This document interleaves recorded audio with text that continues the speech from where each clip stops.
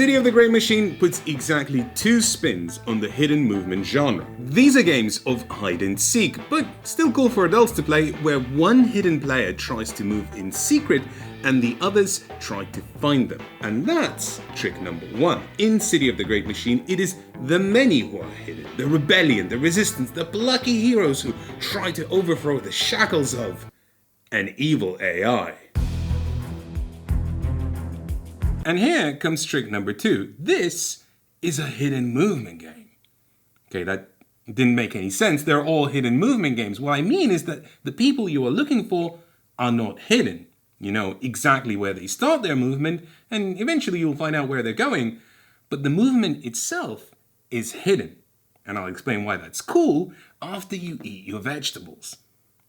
What I mean by that is listen to the rules. Hello, welcome to the Resistance. Please abandon your hope here. And this is your requisite enamel cup full of gruel. Relax. As long as no one notices you eat, sleep, or breathe, you're gonna be fine. As rebels, you're trying to turn citizens from various social strata of the city towards your cause, ultimately instigating free riots. If 3 of these tokens are ever on the board, congrats! You overthrew the shackles of always having to accept cookies when you visit a website. These citizens are unknown to the machine or to you, but you can travel around the city finding out what social class they belong to, like artists or scientists who join the cause even when the discontent in the city isn't very high, or merchants and industrialists who'll hashtag Tories out only when things are getting really bad. The way you choose where you're going is by picking an access card depicting the district of the city you want to move to. That is, each round all rebel players will pick one of these cards from their hand and play it secretly face down. Now this card says that this rebel player will go to this district this turn. Then the machine player will take its turn, doing its actions and moving its agents, but it will not know what is on this card. And only when the machine player is done will these cards get revealed, and then the rebel players get to go about the city and do whatever it is they want to do. And I already have to interrupt the rules teach because there's just some very cool things happening with these access cards. All rebel players have to conduct their discussion out in the open. If you want to ask your teammate if perchance this turn they predict a riot, this is definitely something the Great Machine can hear, and it will send its flunkies to stop you. But you do have one tool for secrecy. You can show the other players your access cards. And obviously you all have the same set of cards with the names of the districts written on them, but when discussing where you should go, you could use your pointing devices and observation balls to be very coy about it. For example, do you think I should go to... Maybe Roger should visit... Other sort of things you'll say a lot, but the beauty of this show and don't tell is that the machine player has no idea whether what you're saying even means anything. In our very first game of City of the Great Machine, I was the machine, and the rebel players started using the phrase, "We need more glitter," in their discussions. They'd often point to a card and say, "Is this enough glitter, do you think?" And this is probably going to make me sound stupid, but I sincerely thought that they developed some sort of a code for a specific action that they planned on carrying out. And of course, when the game was over, I said, "So what's glitter?" And I think you know by now that it was nothing. Deliberate gibberish to confuse me. But because they had something to point to, something that only they could see, it felt like a real threat. Oh, and speaking of being the machine, humans with their feelings and taxes and organs, it's time for a little bit less bits and a little bit more bits. The machine itself does not appear on the board. Instead, it has access to guards, which are these dorky orange meeples polluting the game's districts, and servants, which, I kid you not, are named Lex Heket, Phantasmer, and my favorite, Judgmentor. I love that the law bit in the rulebook says, oh yeah, they're like totally subservient, absolutely no will of their own, but clearly they don't think that. They think that they're free thinkers because one of them named himself Judgmentor. And they would think that because they can pass laws, arrest citizens, and clamp down on dissidents with raids. In their eyes, they've got the power. Just utter spoons. Anyway, so as the machine player, you get to move these things from district to district in anticipation of where the rebels will go. Most importantly, the servants can then also perform actions. They can come up with new laws and then also pass them. They can instigate raids in locations where the machine thinks the resistance will move to. They can arrest citizens which have revealed themselves to be sympathizers. And they can literally reshape the city, flying a district from one side of the board to another. And you're sitting there thinking, cool, actions literally doesn't mean a thing to me. I know. That's because the impact of what the Great Machine does only reveals itself when it's the resistance turn again. Hey, you're back! Couldn't resist the gruel. Get it? Resist?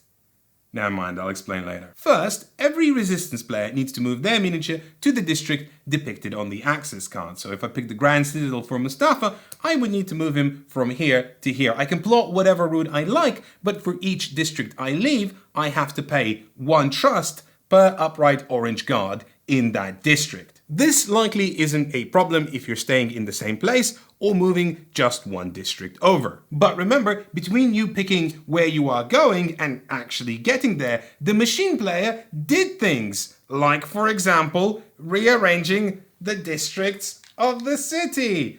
So I have a question. What happens when you haven't got enough trust to pay for moving? Nothing. Don't worry. It's fine. As long as you roll this result on this die. The die you never want to roll. And each time you leave a district and can't pay for it, you need to roll this die again. Unless you roll this result, in which case you don't need to roll anymore because you've already been detained. But let's pretend that you avoided all my traps and guards and successfully arrived at the destination district.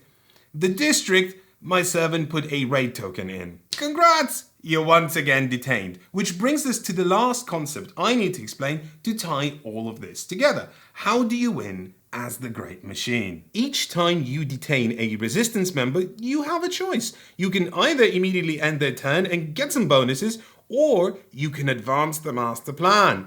Once the master plan reaches the final spot, you can resist all you want. Doesn't matter anymore.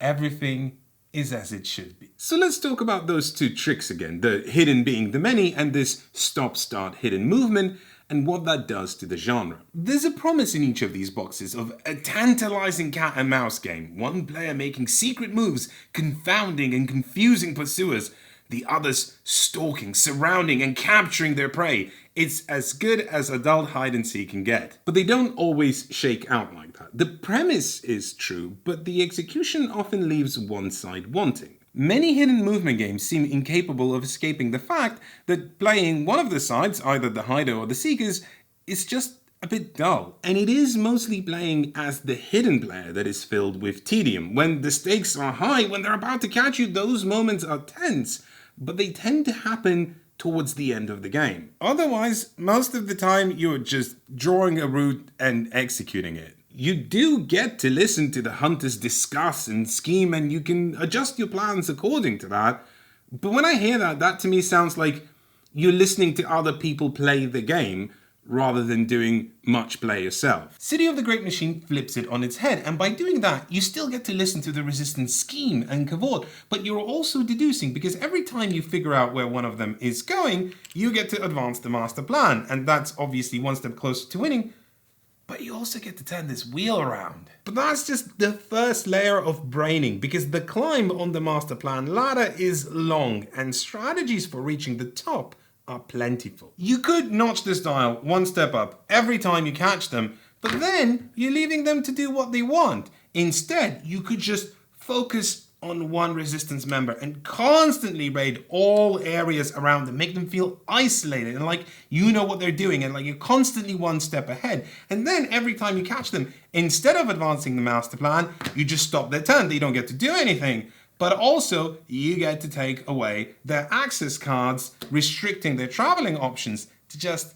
a few predictable locations. And of course, the other trick of making only the movement hidden is that you're having the big reveal of where everyone is a constant part of the game. Instead of catching someone once over the span of 2 hours, you get to catch them 10 times. That's 1,000% excitement of an average hide and seek. So probably too good for humans and just gonna make it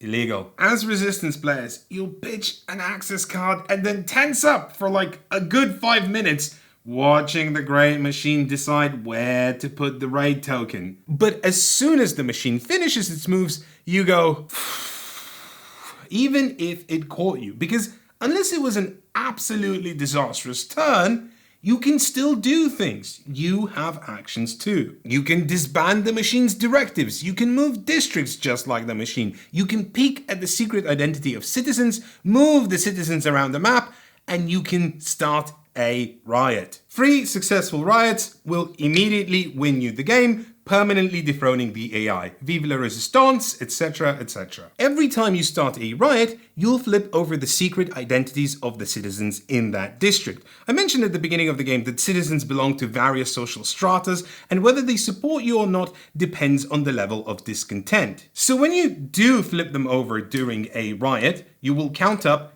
any citizens that do support you, ignore any of the ones that don't, and then subtract from that number any spy citizens and then guards. If you still have a positive number at the end of that, congrats, that's a successful riot. This needs a lot of build-up to successfully engineer. You want to make sure you know the identities of these citizens because a failed riot could be disastrous. You also want to bust up guards, but you only need to succeed 3 times, 2 if the discontent is all the way at the top. But just like with the machine player, there's a lot of layers of strategy. You can of course try to confuse it, have fake conversations, but you're also watching for it to slip up. If the AI was careless and left the district without guards, that's a guaranteed riot if you send a supporting citizen there. And that's very doable. You just need to sequence your turns, where one person goes to a location with a known good citizen and then makes the move, and the other person waits to catch the pass and then starts a riot. It's like a game of secret basketball, which is a very good game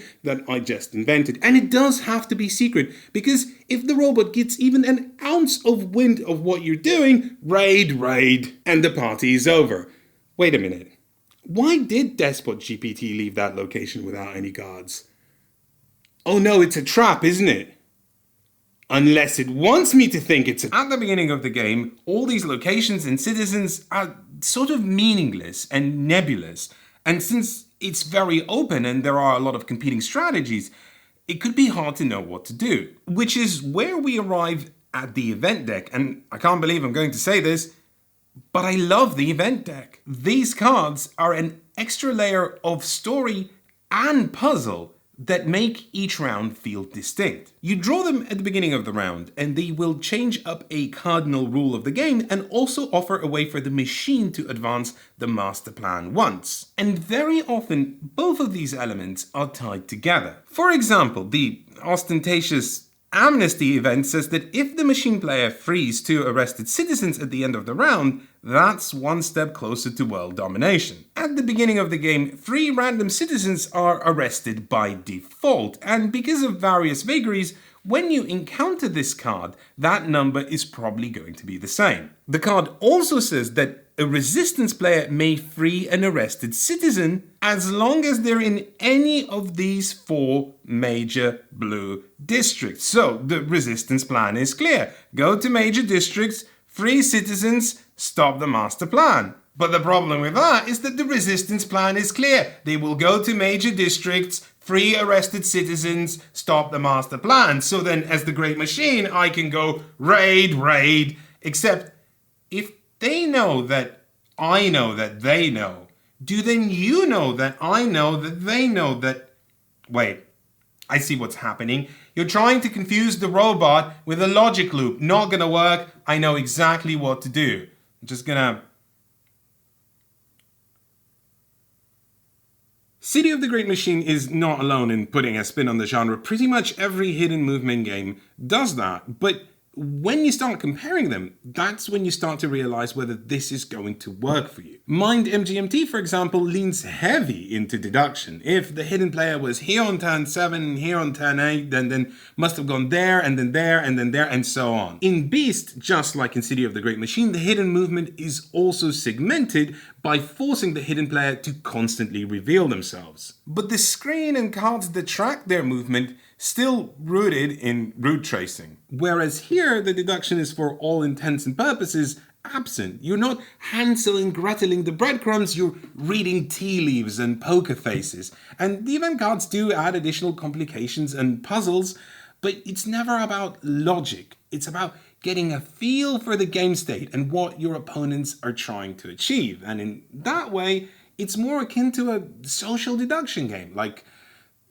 the Resistance. I see what they're doing. City of the Great Machine reminds me of the sorts of designs that Fantasy Flight Games used to make, before they ended up in their own logic loop of Marvel Star Wars horror. Rich in ideas, innovative never-before-seen mechanisms, very thematic in execution, often great rulebooks. Which this also has. I rag on bad rulebooks a lot, so nothing brings me more joy than saying, wow, this teaches the rules well. And it kinda needs to, because a lot of ideas means a lot of rules, and innovative ideas means never before seen rules. There's a lot to wrap your head around, and if you've never played a hidden movement game, might I recommend steering closer to something like Whitehall Mysteries, just to dip your toes in. Also, like many FFG games, it's long. A play session can drag up to 3 hours.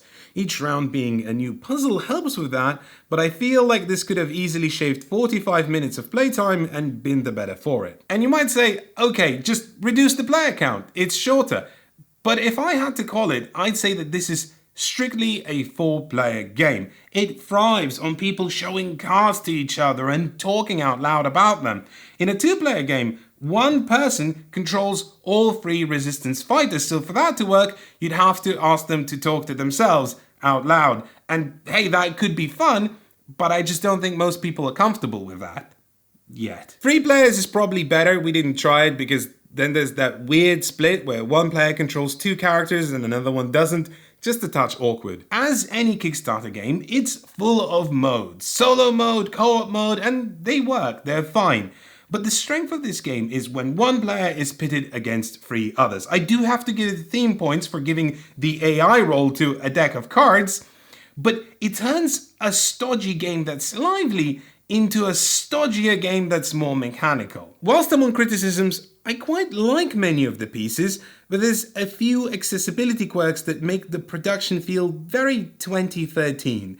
Tiny fiddly tokens, vast play areas with murky art, and no iconographical reminders of what these areas actually do, that sort of thing. But you know what? Despite all of this, there's just something about this that works. Thematically, strategically, the fight against authoritarianism comes in spades with evocative events, and if you've got a great machine player who's good at giving an evil stare, oof.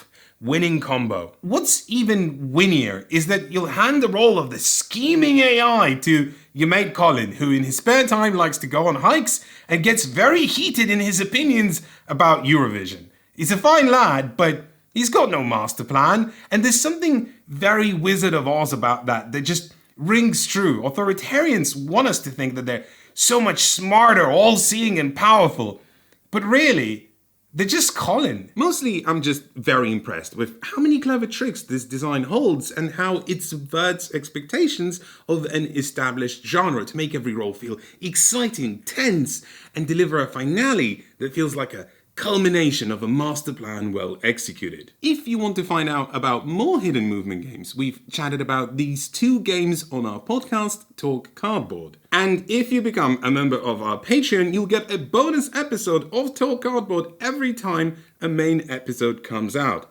Plus access to our exclusive community Discord server. I think that's a pretty good deal. If you'd like a video recommendation, we have a review of Sabotage that we did a while ago. This one is a team hidden movement game, and we think it's a bit of an underrated gem, so you should watch that. Finally, I've hidden a very secret subscribe button somewhere on this page, and if you can find it first, you'll get a prize. More MPI videos delivered straight to your browser. So, start looking in 3, 2, 1.